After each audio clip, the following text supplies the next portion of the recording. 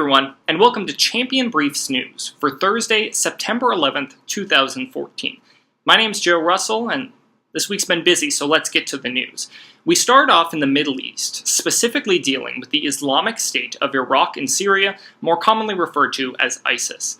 Now, the biggest news on this front came on Monday, when the Washington Post reported on September 8th, 2014, that a new government was sworn in Iraq, a Shiite-led government led by Haider al-Abadi, who's the new prime minister of Iraq, yet still affiliated with Shiite political parties in the country. Now, the difference between Mr. al-Abadi and Mr. Nouri al-Maliki, the previous prime minister, was that Mr. Abadi's government promised to be much more inclusive of the other minority groups within Iraq. The two most prominent minority groups, and the two groups which are now featured in Iraq's cabinet under Mr. al-Abadi, are both the Sunni Muslims as well as the Kurds in northern Iraq. The representation of both of these groups in the new government in key cabinet positions is extraordinarily significant when it comes to fighting ISIS. And that's because, as the article explains, one of the biggest problems that led to ISIS's rise in Iraq was Nouri al-Maliki, the previous prime minister's policies of trying to oppress Sunnis in Iraq specifically and trying to exclude them from the government in any way possible. By Mr. al-Abadi not doing that then, it gets rid of much of the Sunni discontent that was breeding in Iraq for years and ultimately allowed ISIS, another Sunni-affiliated Islamic militant group, to gain such ground in the middle of Iraq where they currently control territory.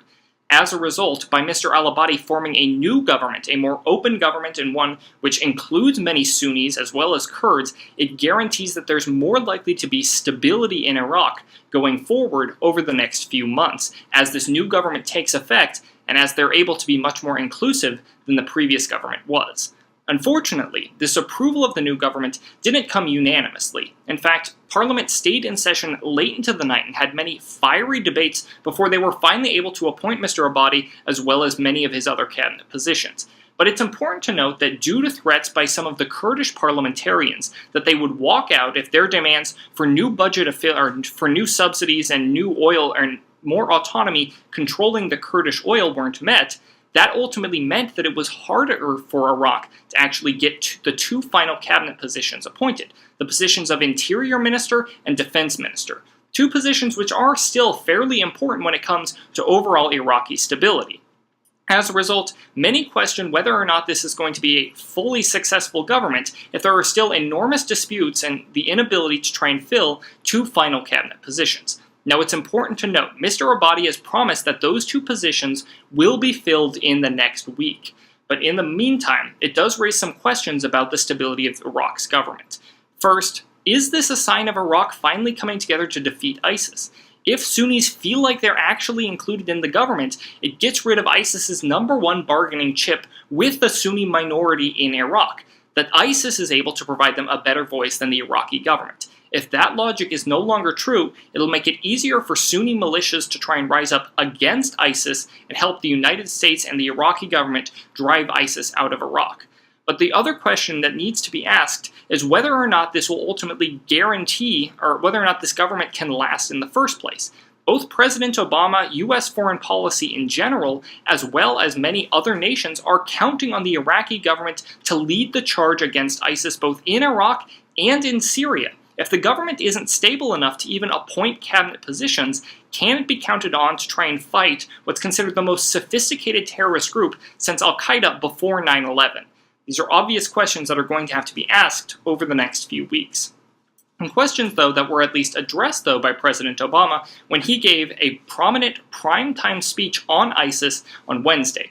Now, as good congressional debaters and extemporaneous speakers, I expect that all of you already watched the speech, but let's recap exactly what happened and what this means for U.S. foreign policy going forward.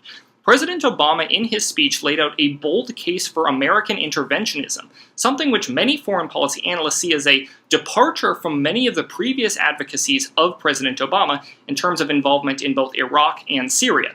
And that's the second big piece of news that came out of President Obama's speech. He said that the United States would take any action in any country that was necessary to defeat ISIS. This means that he is now, once and for all, putting airstrikes in Syria and putting serious assistance to Syrian rebels on the table.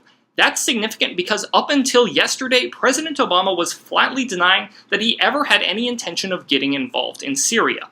This means that the United States should see a dramatic escalation in the number of airstrikes carried out in the region. In fact, President Obama outlined that in his speech. The United States is no longer just going to be conducting airstrikes in Iraq that try and protect American interests. Instead, they're going to be going directly after Iraqi-affiliated members of ISIS, as well as any members of ISIS who are considered significant enough that cross the Syrian border.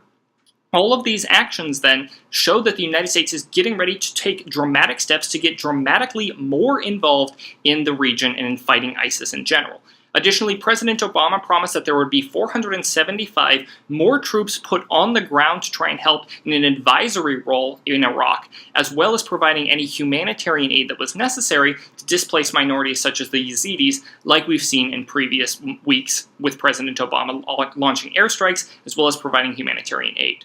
But the final and largest piece of news is that President Obama ruled out putting boots on the ground in favor of trying to help both the Iraqi government and Iraqi security forces fight ISIS, as well as trying to arm moderate rebel groups within Syria.